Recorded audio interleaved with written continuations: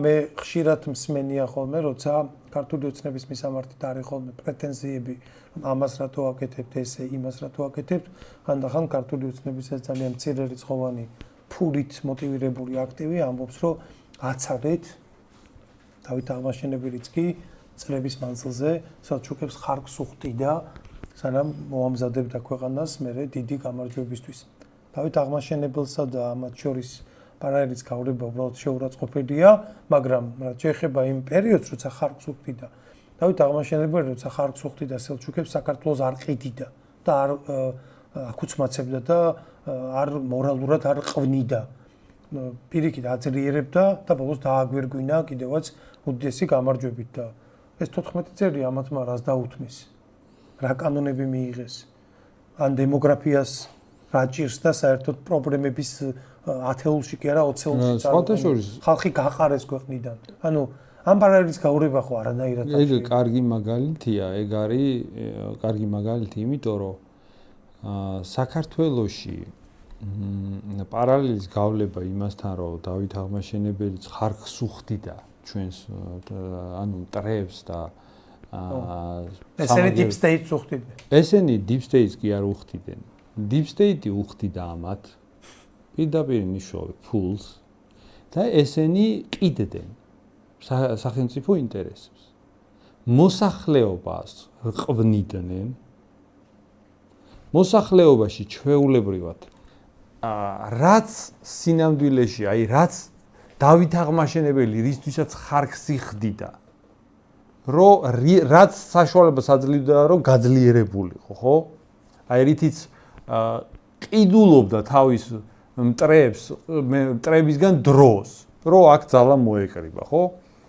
აი ის ძალის მოკრებების საშუალებას რაც გაძლევს, მაგ ყველაფერს ყიდდა სინამდვილეში ქართული ოცნება. ქართული ოცნება ვინმეს ხარკს კი არ უხდიდა. ქართულ ოცნებას აძლევდნენ ფულს და ეს ყიდდა. ეგ ხდებოდა, ეხლა მაგის ერთმანეთთან პირიქით ეგრე რო ყოფილიყო, აი ქართულ ოცნებას რო ეთქვა, რომ აი დამანებე თავი, აქ მე ჩემებურად ავაწყობ, მაგრამ ნუ აჰა შენ ხარკი. ხო, ეგრე გავიგებდი, ეგრე პრობლემა არ მექნებოდა. ეგრე სიმართლე რო გითხრათ, ვიტყოდი, რომ კი, ესენი პატრიოტი ხალხი ყოფილა. ამას აქეთ უხადოს. ეხლა ვიღაცა ძლიერი მოადგა და რაღაცა ულტიმატუმებით ელაპარაკება, აიძულებს და ეს რასაც შეუძლია აკეთებს. კიდე ეგრე ჩავთვლიდი, მაგრამ ისინი რამეს კი არ თხოვენ. ესენი მიდიოდნენ deep state-ს ეხვეწებოდნენ. ისინი ეუბნებოდნენ, რომ ნუ კაი, ახლა თუ მაშინ აი ეს გააკეთე, შენ თუ ჩემთან გინდა, მაშინ ეს გააკეთე და ესენიც აკეთებდნენ. ხო და თან მაგ აკეთების გრანტებს იღებდნენ. ანუ ისინი გამოაგზავნიდნენ ხოლმე ასე მითითებას და იმ მითითებას გამოაყოლებდნენ ხოლმე თანხას. აქ ეს ჩვენი პარლამენტი დატრიალდებოდა და იმ მითითებას ასრულებდა. ეგ მაგის პარალელის გავლება, რომ ხარკს უხდიდა დავით აღმაშენებელი მტერს და მე ძალა მოიკრიბა, ეგ არის სამარცხვინო სინამდვილეში. რეალობა არის ჩვენ ასეთი რეალობა გვაქვს. ჩვენ გვაქვს საქმე ადამიანებთან, რომლებიც უბრალოდ ყიდიან თავისი ქვეყნის ინტერესებს. მეტი არაფერი. ეგ არის უბრალოდ შენი ქვეყნის ინტერესების გაყიდვა. და ეხლა რო გამოდის ქართული ოცნება და რო იძახის, რომ საქართველოში მაგალითად კობახიძე გამოვიდა და იძახდა, რომ საქართველოში დემოგრაფიული პრობლემები რომ არისო, ეს სოფხედელობრივი პრობლემებიდან გამომდინარეობს. და სოფხედელობრივი პრობლემები საიდან წამოვიდა, იცით? აი deep state-ი რო ამათ ფულს უხდიდა და რო თხოვდა სოფხედელობრივ ცვლილებებს სოციუმში, ესენი მაგას უსრულებდნენ. ანუ დღეს რო საქართველოში დემოგრაფიული პრობლემები გვაქვს, ეგ ქართული ოცნებას მაგაში ფული აქვს აღებული. ფული აქვს მაგ ხალხს აღებული მაგაში.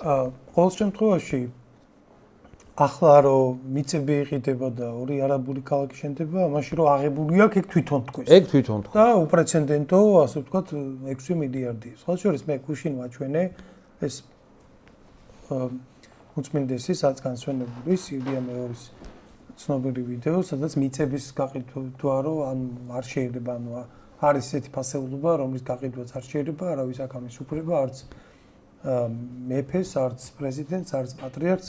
მოდი კიდევ ერთხელ ვაჩვენოთ ეს და მე გავაგრძელოთ ჩვენ საუბარი, ეხა ებმის პირდაპირ, ესე იგი ხარკს უხდიდა დავით აღმაშენებელიო და საკუთარ თავს პარალელსავრებენ თავის თავსა და აღმაშენებლის ეპოქას შორის და ჩვენ სწორად აღნიშნე რომ ის უხდიდა იმისთვის რომ ქონოდა ის პერიოდი გაძლიერებისთვის და ანუ იქამდე მისულიყო რომ მე ხარკი აღარ გადაეხადა ესენ პირიქით აქეთ იღებენ დღემდე ხარკს და მოდი ეს უწმინდესის ეს გადაგება მოვისმინოთ და მე გავაგრძელოთ საუბარი.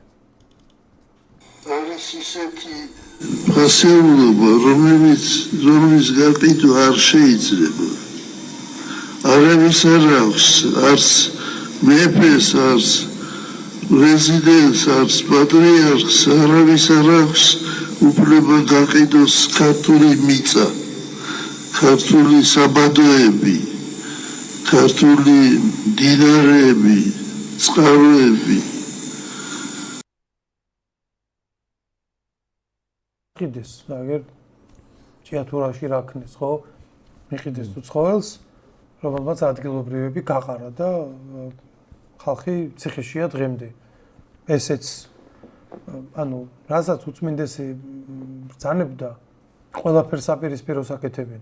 მიწასაც ყიდიან და აქ თუ ხალხი არ იქნება მოწოდების სიმაღლეზე, ამაზე კი არ გაჩერდებიან, მთელ საქართველოს გაყიდიან, რაშია საერთოდ ეგ არის ყველაზე ისეთი საკითხი, როცა აი მიწის გაყიდვას ეხება. ხო, ეგ არის ყველაზე ისეთი საკითხი, რომ მაგას თუ ვერაცნობიერებს მოსახლეობა, ხო, ეგ რა დონის პრობლემაა, რომ აი მიწის გაყიდვა არ შეიძლება, ხო? სხვა ნებისმიერი პრობლემის გაცნობიერება მე უკვე შეუძლებლად მიმაჩნია. თუ ანუ ხალხი ისეთ მდგომარეობამდე მისული, რომ აი მიწა რომ არ უნდა გავყიდოთ, ეგ არ გვესმის. ხო? აი სხვა რაღაცა სახელმწიფოებრივ პრობლემებზე საუბარი მე უკვე წარმოუდგენლად მიმაჩნია, ხო? ანუ აი რანაირ თემაზე ვლაპარაკობთ, იცი? აი წარმოიდგინეთ, რომ აი თქვენი ბაბუა თქვენის დანატოვარი რაღაცა სახკარი გაქვს, ხო? და ის რომ ეხა არაბს არ უნდა მიყიდო, ეგ რო არ გესმის, ხო? და იმას რომ არაბს რომ მიყიდი, შენი აღარ არის, ხო? ეგ ხო უნდა გააცნობიერო, რომ ბაბუა შენის სახლი, სადაც გაიზარდე და პატარა დარბოდი, იმას რომ გაყიდი და არაბის იქნება, შენი აღარ არის ის სახლი. ხო? ეგ აი ესეთი რაღაცა ელემენტარული, რომ აღარ ესმის ადამიანს, აი ეგ საიდან არის იცით გამოწვეული? გეტყვით რა. აი დემოგრაფიული პრობლემა რატომაც გვაქვს კობახიძის სიტყვები რომ მოვიშველიოთ, ხო? რომ ეს სინამდვილეში სოფხედელობრივი პრობლემები რო გვაქვს. სოფხედელობრივი პრობლემები რა ტიპის გვაქვს, იცი? აი ბაბუას სახლკარი უკვე ფასეული აღარ მიგვაჩნია. აი რა მნიშვნელობა აქვს ბაბუას სახლკარი იქნება თუ რა ვიცი იქ შეიძლება გადაცხოვრდე და სადღაც სხვაგან იცხოვრო, საერთოდ რა მნიშვნელობა ქვეყანას? ქვეყანასაც არ აქვს ლიბერალური აზროვნება მაგას ნიშნავს. ლიბერალური აზროვნება ნიშნავს არც სამშობლო არა გააქვს. არც ეს რაღაცა წარსულზე რაღაც ემოციური დამოკიდებულება. ეგ ჩამორჩენილი, ეგ არის ჩამორჩენა დროს. ვერაუბი ესე იგი შენ ალღო. აქ ლიბერალური დამოკიდებულება ეგ არის, რომ შენ სამშობლოს მიმართ რაღაცა სენტიმენტები კი არ უნდა გქონდეს. ხო? და ეგეთი აზროვნება შემოვიდა. და ეგეთი აზროვნება რომ შემოვიდა, რას იწვევს? იწვევს იმას, რომ გაყიდე რა მოხდა, ის ფული ხო გაქვს, კაპიტალი შენ ხელშია, ხო? ეს გაყიდე, მე სადღაც სხვაგან იყიდე, დააბანდე ავიც დაატრიალე, რაღაც ასეთი აზროვნებაა. ხო, ეგეთი აზროვნება სახელმწიფოებრივ დონეზე. თქვენ რა გონიათ ახლა ეს კობახიძე რო ლაპარაკობს, კობახიძეზე ლიბერალი ვინ არის? კობახიძე არის TV პირველის თანამშრომლებზე უფრო ლიბერალი. ხო, მაგას რა თქმა უნდა ლაპარაკ. ახლა კობახიძე ვიღაცას თუ გონია რომ ის არის, რა ქვია, დავით აღმაშენებლის დროის ქართველთან მიახლოებული ძალიან ცდება, ხო? ამიტომ ეგ აზროვნება სახელმწიფოებრივ დონეზეა, სახელმწიფო იმართება პირდაპირ. და ეხლა საერთოდ როცა ვლაპარაკობთ აი ეხლა არაბების ქალაქების აშენებაზე და ასეთი მიწების გაყიდვაზე, ხო? ეგ ხო ეხლა წარმოუდგენელია ვიღაცას ასეთი თემა რო არ ესმის და ვიღაცას ასეთი თემის ახსნა რო გიწევს, იმას ელაპარაკო მაგალითად დემოგრაფიის პრობლემის მოგვარებაზე. ხო, მიწის გაყიდვა თუ ეშლება უკვე ადამიანს, ხო, დემოგრაფიის პრობლემის გაგება ეგ კიდევ უფრო ძნელი. საერთოდ რანაირად დააკავშირებს ადამიანები, ახლა ვიღაცა წავიდა გარბიან ამ ქვეყნიდან ქართველები გარბიან, რატო უნდა ჩამოვიდეს, ვიღაცა უკვე ეგრე უყურებს. რა მნიშვნელობა აქვს შენ საქართველოში იქნები, იქ უფრო კაი პირობები თუ არა, ვიცი, იქ წავა. ხო, ასე უყურებს ზოგი. და ეს ყველაფერი საბოლოო ჯამში არის ფასეულობითი საკითხი, ხო? სოფხედელობითი საკითხია მართლაც. და ეს სოფხედელობითი საკითხი ქართულმა ოცნებამ გაყიდა. აქ ჩვეულებრივად თაობები გაზარდა, რომლებსაც სამშობლო ისეთი მნიშვნელოვანი მოვლენა აღარ მიაჩნია, ხო? ეგეთი თაობა გაზარდა. და თვითონაც ეგეთი პოლიტიკა აქვს, ეხლა მაგალითად გამოდიან. თან მე სერიოზული პრობლემა მიმაჩნია, ეხლა ერთადერთი ჩვენი პოლიტიკური ძალაა, ვინც ამაზე ყურადღებას ამახვილებს. ყველა სხვა რაღაცნაირად აი მარტო ამ ორ ქალაქის არაბულ ქალაქზე კონცენტრირდება, ეგ ცოტა შეგნებული მგონია, რაღაცა ზედმეტად მარტო მაგ თემაზე კონცენტრირება. იმიტომ რომ ეს მარტო ამ ორ ქალაქზე კონცენტრირება არასწორია. ეს მიწა მარტო მათ კი არ იყიდება. ჩვენს ქვეყანაში მთელი საქართველოს მასშტაბით ყველგან საერთოდ პროცესი მიმდინარეობს ეგრე რომ ტერიტორიებს ყიდიან.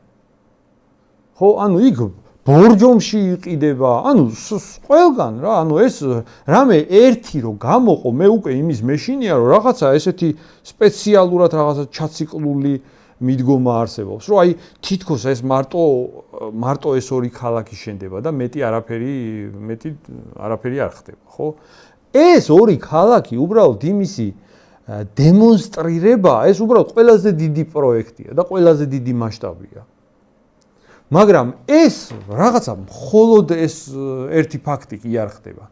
საქართველოში თვითონ უკვე თბილისში, ბათუმში და ზოგადად ყველა ქალაქშიც ჩამოსახლება მიმდინარეობს. აქ ჩვეულებრივად მოსახლეობა ადგილობრივი მიდის უცხოეთში და უცხოელები ჩამოდიან აქ სახლდებიან. ეს პროცესიც ხო შესაჩერებელია რა. ეს ხო არ არის მხოლოდ ჩვენ რასაც ვებრძვით, ეს ხო არ არის მხოლოდ რაღაცა ერთი პროექტი კონკრეტული.